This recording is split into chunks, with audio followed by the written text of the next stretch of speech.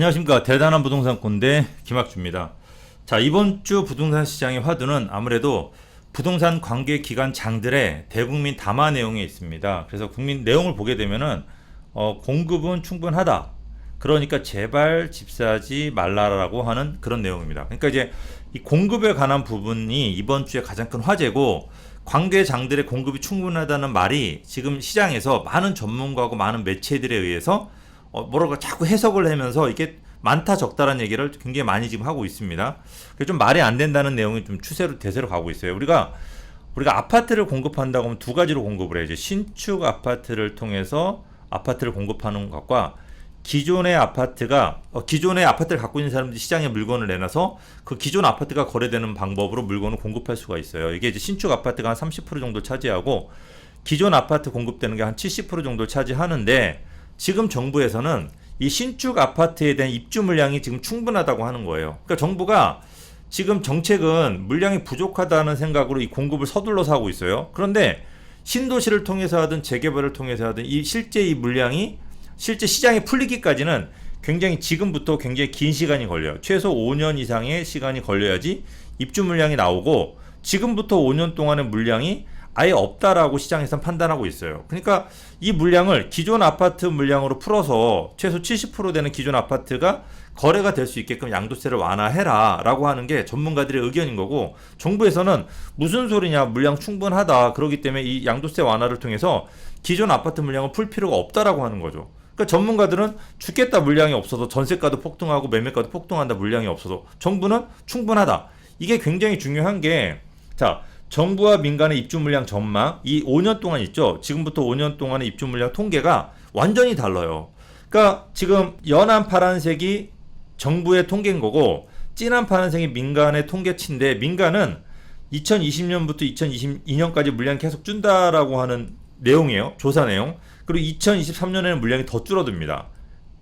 훨씬 많이 줄어들어요. 그런데 정부에서는 물량이 오히려 늘고 있다는 거예요. 2020년에 47만 정도 하던 입주 물량이 2022년 되면 49만으로 간다고 하니까, 정부 얘기대로 한다면 굳이 뭐 기존 물량을 풀 필요가 없죠. 왜? 입주 물량이 충분하니까. 그런데 민간에서 하는 물량을 봤더니 물량이 너무 부족한 거예요. 그러면 이때는 기존 물량을 풀어줄 수밖에 없다라고 하는 거죠. 그러니까 이런 부분들이 정책의 방향을 결정을 하는데, 만약에 정부에서 잘못된 판단으로, 왜? 정부에서는 지금 우리가 민간에서는 아파트 외에는 통계를 정확하게 낼 수가 없는 빌라라든지 임대주택 공급은 물량이라고 할 수가 없거든요. 근데 지금 정부에서는 그런 물량까지 다 끌어다가 쓰고 있고, 그리고 인허가 물량, 예를 들어서 지금 요 통계치에 나와 있는 물량을 따진다고 한다면 49만이잖아요. 이거는 인허가 물량이 45만에다가 기타 여러 가지 물량, 임대까지 포함해서 49만이 나온 건데, 민간에서 하는 얘기는 뭐냐?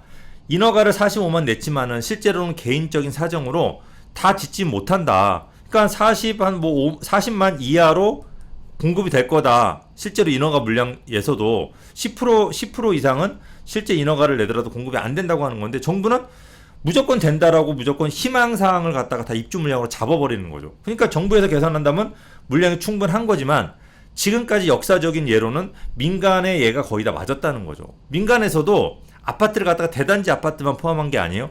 30세대 이상의 그냥 빌라트 같은 아파트도 다 포함했음에도 불구하고 물량이 굉장히 부족한 거죠. 그러니까 민간의 이 통계치가 맞다고 한다면 지금 상당히 심각한 부분으로 가고 있다라고 하는 거죠. 그래서 서울의 물량 같은 경우 특히 차이가 굉장히 많이 나는데, 정부의 통계치로 본다면 8만에서 2022년에 8만 1000까지 해서 물량이 줄어들지가 않고 물량이 여유가 있어야 돼요. 왜?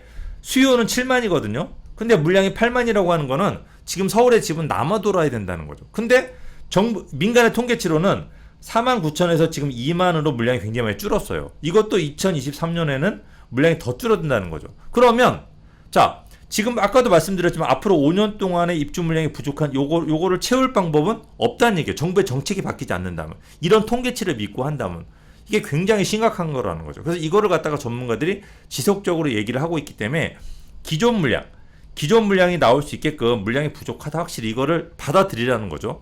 2023년도에는 2만 가구도 되지 않고 더 줄어든다는 거죠. 정부의 8만 가구는 안 된다는 거예요. 왜? 정부의 8만 가구가 맞다고 한다면 지금 물량이 남아 돌아야 돼요. 그런데 2021년 지금도 7월부터 12월까지 입주 물량, 아파트 입주 물량이에요.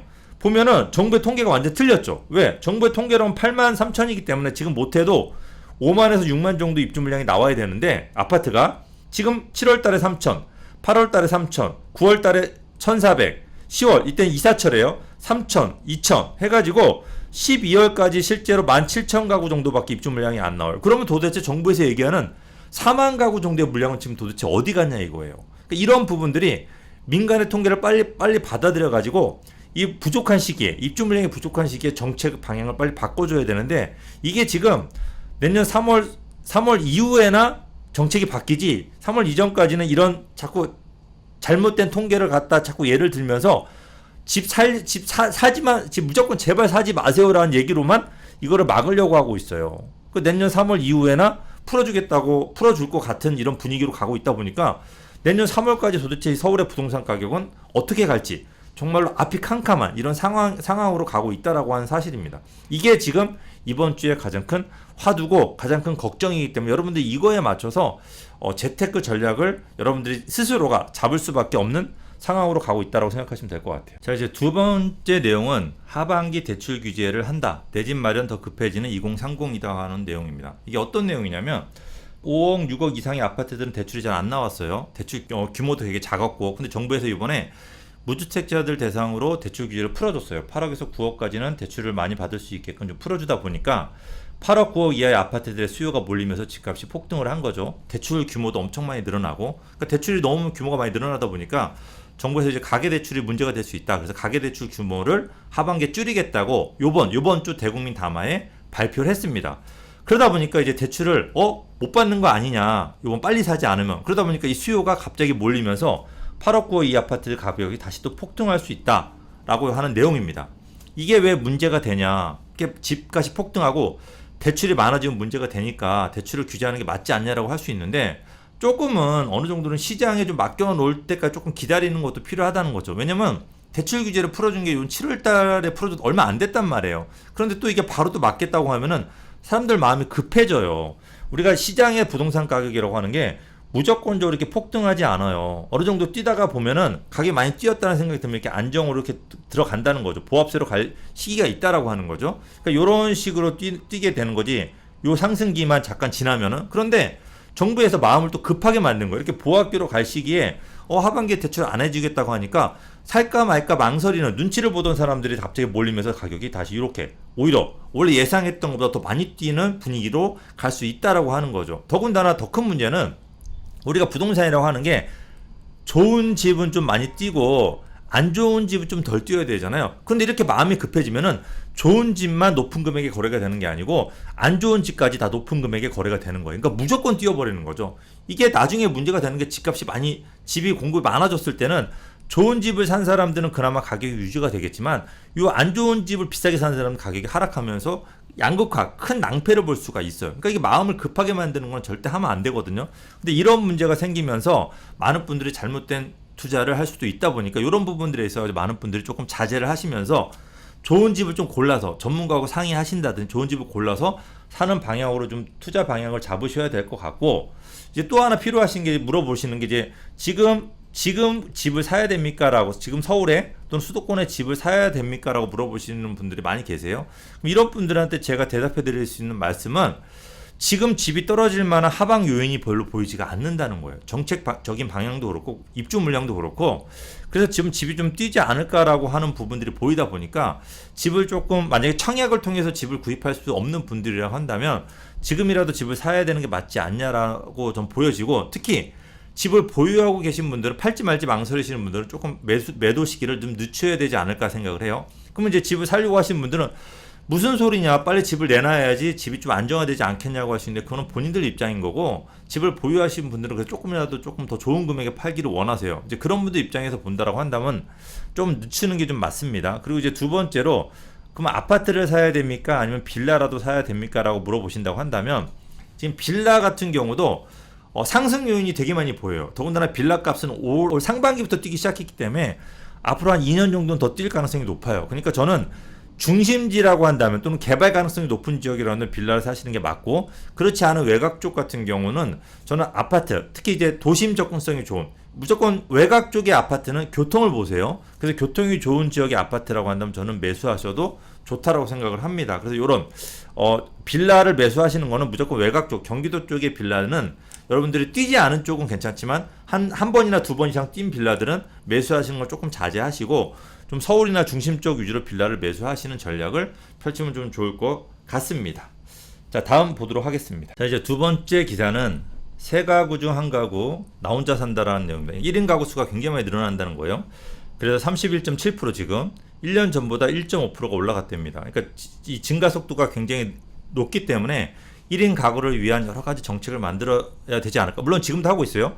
행복주택, 청년협동조합, 공공주택, 전세임대주택, 희망하우징, 두레주택, 역세권 청년주택 등 1인 가구를 위한 주택을 공급하고 있고, 근데 이제 이게 전부 다 주변 시세보다 저렴한 임대료로 주택을 공급하거나 전세 지원금을 지원하는 방식으로 이루어지고 있다. 그러니까 주로 전세 임대주택 위주로 하고 있다라고 하는 거죠. 그래서 1인 가구를 너무 임대로만 하지 말고 내 집 마련 지원 방안도 필요하지 않을까. 청약제도 공급 방식을 좀 개편하자. 1인 가구가 주택 구매에도 소외당하지 않도록 방안을 마련하자는 의견도 나오고 있다라고 하는 내용입니다. 이제 어떤 분들은 이런 얘기를 해요. 이제 주택은 투자 상품이 아니다라고 얘기하시는 분들이 계세요. 근데 이게 맞는 얘기인가요?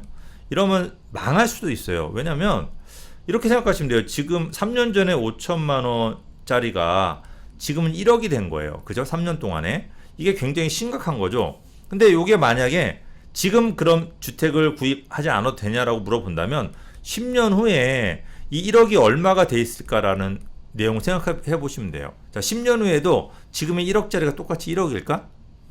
이게 한 3억 원 돼 있지 않을까?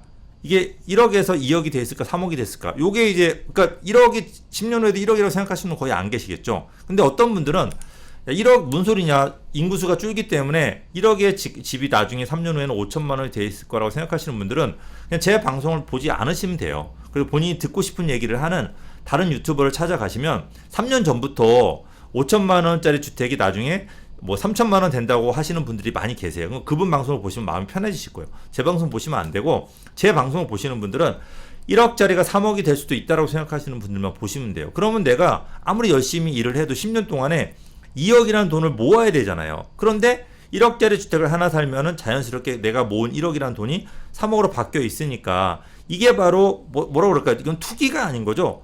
내 자산을 보존하는 거죠. 왜? 1억이라는 돈의 가치는 3억으로 돈의 가격은 3억으로 바뀌었지만 가치는 똑같은 거예요. 그러니까 이게 절대적으로 필요하다는 거죠. 그래서 1인 가구들도 이런 재테크를 왜 1인 가구도 나중에 이분들 노후를 생각 안 하지 않잖아요. 그리고 나이 엄청 나이가 먹어서도 계속 일을 해야 되니까 잘못하면은 어느 정도 열심히 일하신 분들은 나이 먹어서 좀 여유 있게 살아야 되잖아요. 그런 분들을 위해서라도 1인 가구도 국민이니까 이런 어떤 재테크를 할 수가 있는 방법을 열어줘야 되지 않을까라고 하는 내용이 이 내용입니다. 제가 이제 몇 년 전에 이 혼자 사시는 분들이 많이 저한테 상담하러 오세요. 특히 여자분들 많이 오시는데 제가 그분들을 설득해서 그분들을 항상 혼자 사는데 돈이 많지가 않아요. 그래서 내가 1억이라는 돈을 열심히 모아서 강남에 집을 살려고 그러더니 강남에 집이 2억으로 뛰어가지고 못 사는 거예요. 그래서 이분한테 그래서 다시 또 2억이라는 돈을 열심히 모았더니 또 강남에 집이 3억으로 뛰어서 못 사요. 그러니까 지금 이분이 가지고 있는 돈이 2억밖에 안 되다 보니까 강남에 집을 3억에 못 사거든요. 제가 이런 분들을 설득을 해서 당신 거주하고 투자를 분리를 하셔라. 그래서 거주는 차라리 강남에 원하는 집에 월세 사시고 투자를 생각하면서 굳이 강남의 집이 아니어도 강남 주변에 2억이면 살 수 있는 강남 주변의 집을 사라고 해가지고 많이 사드렸어요. 또는 혼자 살다 보니까 이분들이 오피스텔을 또 많이 생각하세요. 그냥 막 겉에 멋있잖아요. 새 집에. 그래서 오피스텔을 살려고 하시는 분들은 매수를 하려고 내가 실제 거주하면서 매수하려고 분들한테 거주하고 투자는 분리하셔라. 그래서 오피스텔은 여러분들 월세 내고 사시고 그 돈 가지고 아파트라든지 차라리 개발될 수 있는 빌라를 사라라고 해가지고 제가 용산의 빌라 또는 마포라든지 외곽에 제가 아파트를 많이 사드렸어요. 그래서 이런 분들이 지금 3, 4년 지났을 때 어떨까요? 굉장히 큰 지금 부자가 돼 있습니다. 특히 용산의 빌라 막 두세 개 사신 분들은 그 당시에 투자금 내 돈이 한 2, 3천만 원 투자를 했거든요. 근데 그 2, 3천이나 돈이 지금 2, 3억이 돼 있단 말이에요. 즉 1인 가구라고 해서 내가 꼭 살려고 하는 집에 꼭 실거주할 필요는 없다는 얘기예요. 거주하고 투자를 물론 정부의 정책하고 조금 안 맞을 수가 있는데 우리가 정부의 정책만 믿고 무조건 갈 수는 없잖아요. 재테크는 다른 방향으로 하셔야지. 그래서 거주하고 1인 가구들일수록 거주하고 투자를 분리를 하시는 방법을 선택하셔서 투자하신다고 한다면 내가 나중에 진짜로 지금은 아니어도 10년 후, 15년 후에는 여러분들이 원하는 집에 실거주를 하시면서 여러분들이 투자를 같이 할 수가 있습니다. 그러니까 내가 꼭 돈을 모아가지고 투자하려고 하는 생각은 버리셔야 돼요. 왜? 그때가 되면 이미 집값이 뛰었기 때문에 여러분들 모으는 속도보다 인플레이션이 되는 속도가 더 크기 때문에 집을 못 삽니다. 그래서 그런 투자 1인 가구들, 그리고 1인 가구는 청약 가점에 한계가 있는 데다 특별 공급 대상에도 빠져 있다. 이 무주택의 경우 세대별로 비율을 할당해서 이들끼리도 경쟁해서 청약제도 개편으로 집을 마련할 수 있는 방법을 마련해야 된다. 그러니까 1인 가구들에 대한 이런 청약제도 개편도 기다려 보시고 여러분들 스스로가 찾을 수 있는 방법도 찾으셔야 된다. 특히 이제 1인 가구 또 젊은 자녀분들을 가지고 계신 분들한테는 이런 재테크 전략을 꼭 부모님들이 알려주셔야지 젊은 분들 혼자는 잘 생각을 못하는 경우가 많습니다. 그래서 이런 부분들 생각하시면서 주말에 여러분들이 가족끼리 모이셔가지고 제가 말씀드린 이런 내용들을 서로 얘기하시면서 재테크 정보를 교환하신다면 아마 알찬 주말을 보내지 않을까라고 생각을 합니다. 자, 저는 여기서 그만 물러가고 제 주말 뉴스를 계속 받아보실 분들은 구독, 알람 설정 같이 해주시고 좋아요 버튼도 눌러주시면 감사하겠습니다. 자, 저는 여기서 물러가도록 하겠습니다.